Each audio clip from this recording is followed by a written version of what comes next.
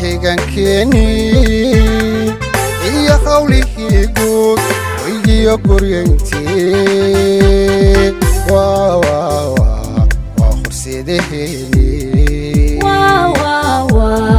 horseedaheni dalka horumarkiisiyo intisaha dhismaha qaran wayrgaliyaheni jangoynta himilada nashqadaynta herbe waa halo si qarano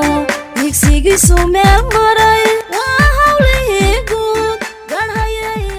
qaranka iyo bahda saxaafadaba waxaan isku salaamayaa salaanta islaamka assalaamu calaykum waraxmatullaahi wabarakaatu runtii sharaf weyn bay noo tahay maanta iyo shalay inaan goobjoog ka ahaano wada tashiga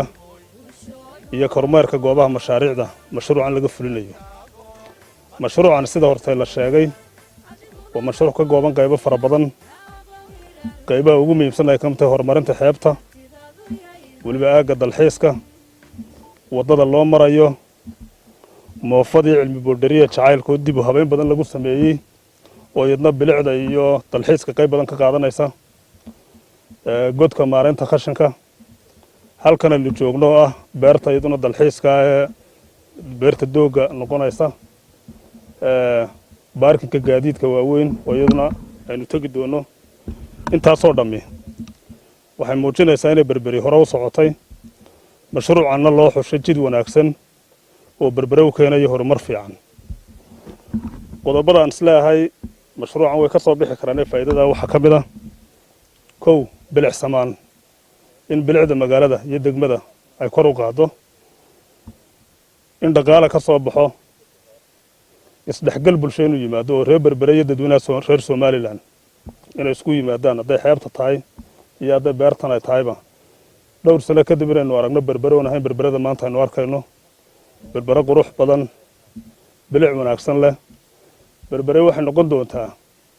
meel xuska jacaylka loo yimaado saan aaminsanahay mar haddii moofadina laga soo raray daaroole oo la keenay waddadii batalaalo loo marayey waxaan u malaynayaa in halkaasi iyadna noqon doonto meel xus badan oo jacayl ka dhici doono oo dadweynaha reer somaliland iman doonaan in badan waxaan ku soo gabagabeynayaa mashaariicdaasi guddoomiye waxay naga dooneen inaan dadaal badan gelino dhammaanteenna waxaanu diyaar u nahay inaan dadaalkaa ka wada qayb qaadano waxay tusaale wanaagsan u tahay horumarinta danta guud dhammaan meelaha aynu ka hadlayno dhammi waa dan guud waa dan ummadeed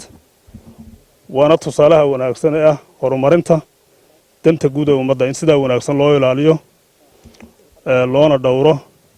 horumarna loogu sameeyo